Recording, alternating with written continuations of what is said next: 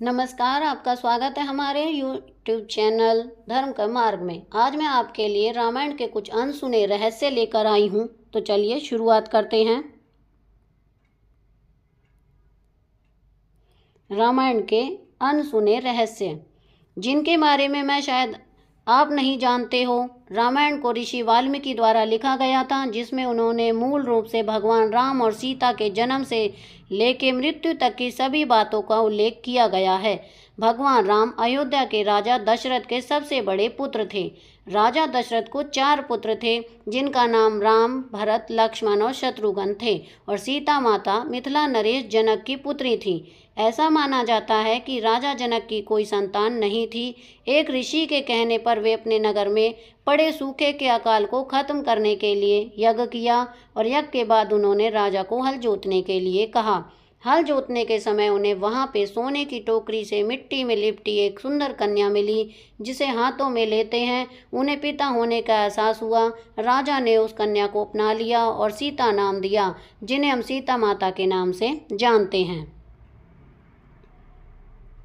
हम आपको रामायण के कुछ और अनसुने रहस्य के बारे में बताते हैं। महाराज दशरथ के पुत्रों के बारे में हम सभी जानते हैं, परंतु उनकी पुत्री के बारे में बहुत कम लोग जानते हैं। महाराजा दशरथ की सबसे पहली और सबसे बड़ी संतान उनकी पुत्री शांता थी, जिसकी माता कौशल्या थी। ऐसी मान्यता है कि अंग देश के राजा रोमपद और रानी वर्षणी अयोध्या आए तथा बातचीत के दौरान महाराज दशरथ को यह पता चला कि उनके कोई संतान नहीं है। तब महाराज दशरथ ने उन्हें कहा, मैं अपनी पुत्री आपको दूंगा।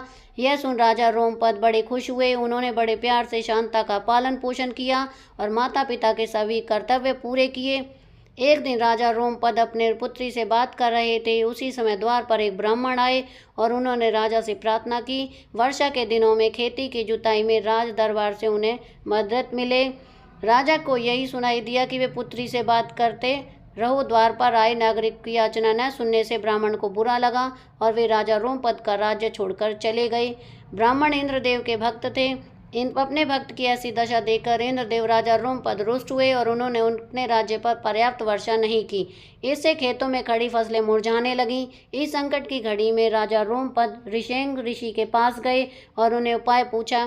ऋषि ने बताया कि वे इंद्रदेव को प्रसन्न करने के लिए यज्ञ करें। ऋषि ने यज्ञ किया और खेत खलिहानी पानी से भर गए। इसके बाद ऋषिंग ऋषि का विवाह राजकुमारी शांता से हुआ। श्रृंग ऋषि ने ही महाराजा दशरथ की लिए पुत्र प्राप्ति का यज्ञ किया था। रामायण के अनसुलझे रहस्य 2। हम सभी जानते हैं कि प्रभु श्री राम भगवान विष्णु के अवतार हैं, परंतु उनके अन्य भाई भरत, लक्ष्मण, शत्रुघ्न किसके अवतार हैं? कहा जाता है कि लक्ष्मण शेषनाग के अवतार हैं, जो क्षीर सागर में स्थित प्रभु विष्णु का आसन है, जबकि भरत और शत्रुघ्न भगवान विष्णु द्वारा हाथों में धारण किए गए सुदर्शन चक्र का तथा शंखशैल के अवतार थे। रामायण के अनसुलझे रहस्य 3। रामायण के हर 1000 श्लोक के बाद आने वाले पहले अक्षर से गायत्री मंत्र बनता है। गायत्री मंत्र में 24 अक्षर होते हैं और वाल्मीकि रामायण में 24,000 श्लोक हैं। 1000 श्लोक के बाद आने वाले पहले अक्षर से गायत्री मंत्र बनता है। यह मंत्र इस पवित्र महाकाव्य का सार है। ऋग्वेद में गायत्री मंत्र को सर्वप्रथम उल्लेखित किया गया है। रहस्य 4। क्या आप जानते हैं कि सीता स्वयंवर में उपरोक्त शिव भगवान के धनुष का क्या नाम था? हम सब यह जानते हैं कि प्रभु श्री राम का विवाह सीता माता से एक स्वयंवर के माध्यम से हुआ था। उस स्वयंवर में शिव धनुष के उपयोग किया गया था, जिस पर राजकुमारों को प्रत्यंचा चढ़ाना था, परंतु बहुत से कम लोग को यह पता है कि शिव भगवान के उस धनुष का नाम पिनाक था। रहस्य 5। लक्ष्मण को और कौन कौन से नाम से जाना जाता है? लक्ष्मण को गुदाकेश के नाम से भी जाना जाता है। ऐसा माना जाता है कि वनवास के 14 वर्ष के दौरान भैया राम और भाभी सीता की रक्षा के लिए लक्ष्मण कभी सोते नहीं थे, इसलिए उन्हें गुदाकेश के नाम से भी जाना जाता था। वनवास के पहले रात जब राम और सीता सो रहे थे, तब निद्रा देवी लक्ष्मण के सामने प्रकट हुई। तब उन्होंने निद्रा देवी से ऐसा वरदान मांगा कि 14 वर्ष के वनवास में उन्हें कभी भी नींद न आए। और वे अपने भैया भाभी का संरक्षण करें। निद्रा देवी इस बात पर प्रसन्न हुई और उनसे कहा कि अगर कोई तुम्हारे बदले 14 वर्ष तक सोए तो मैं तुम्हें ये वरदान दे सकती हूँ। लक्ष्मण की सलाह पर निद्रा देवी सीता की बहन और लक्ष्मण की पत्नी उर्मिला के पास पहुंची। उर्मिला ने लक्ष्मण के बदले सोना स्वीकार कर लिया और इस तरह उर्मिला 14 वर्ष तक लक्ष्मण की ओर से अपनी नींद भोगती रही।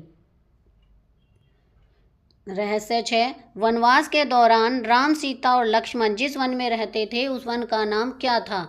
हम सभी जानते हैं कि वनवास के दौरान राम, सीता और लक्ष्मण वन में रहते थे। उस वन का नाम दंडकारण्य था। उस वन में ही उन्होंने अपना वनवास काटा था।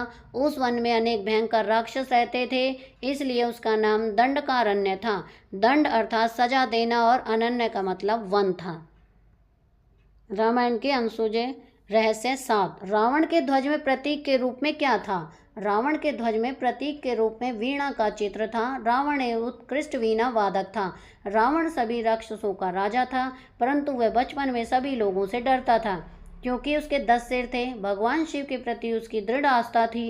रावण एक बहुत बड़ा विद्वान था। उसने कई वेदों का अध्ययन किया था। रावण एक उत्कृष्ट वीणा वादक था, परंतु वह इस बात की इतना महत्व नहीं देता था, लेकिन उसे यंत्र बजाना बहुत पसंद था।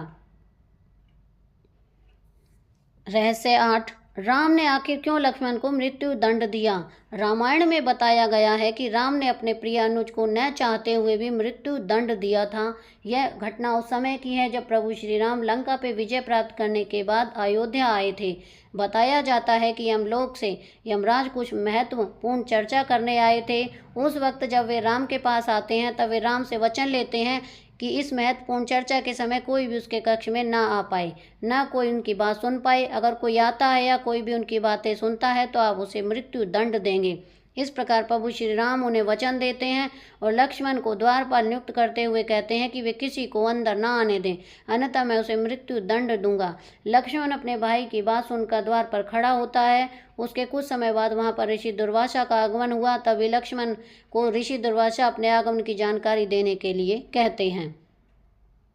रहस्य। तब लक्ष्मण ने बड़ी विनम्रता के साथ मना कर दिया। इस पर ऋषि दुर्वासा क्रोधित हुए तथा संपूर्ण अयोध्या को श्राप देने की बात कही। तभी लक्ष्मण मन ही मन सोच लेते हैं कि उन्हें स्वयं का बलिदान देना ही होगा ताकि अयोध्या नगरवासी ऋषि के श्राप से बच सकें। लक्ष्मण भीतर जाकर ऋषि दुर्वासा के आगमन की सूचना देते हैं। तब प्रभु श्री राम दुविधा में आ गए क्योंकि अपने वचन के अनुसार उन्होंने लक्ष्मण को मृत्यु दंड देना था। इस दुविधा की घड़ी में श्री राम ने अपने गुरु वशिष्ठ को स्मरण किया और इस दुविधा का उपाय पूछा। तब ऋषि वशिष्ठ ने कहा कि अपने प्रिय वस्तु का त्याग करना ही मृत्यु दंड के बराबर होता है, तो तुम लक्ष्मण का त्याग कर दो। उसी समय लक्ष्मण विचलित होकर कहते हैं कि भैया आप अपने वचन का पालन करते हुए मुझे मृत्यु दंड दे दो, परंतु मेरा त्याग मत करो। और यह कहकर लक्ष्मण जल समाधि ले लेते हैं। आगे है, प्रभु श्री राम ने सरु नदी में जल समाधि ली थी। ऐसा कहा जाता है कि देवी सीता माता ने जब अपना परित्याग कर पृथ्वी में समा गई थी तो उसके बाद श्री राम ने भी सरु नदी पर जल समाधि लेकर पृथ्वी लोक का परित्याग कर दिया था। तो यहाँ पर हमारी रामायण से संबंधित ये रहस्य की वीडियो पूरी होती है। आपको मेरी ये वीडियो कैसी लगी मुझे कमेंट करके ज़रूर बताएं। वीडियो को लाइक करें, शेयर करें और चैनल को सब्सक्राइब करना ना भूलें। धन्यवाद।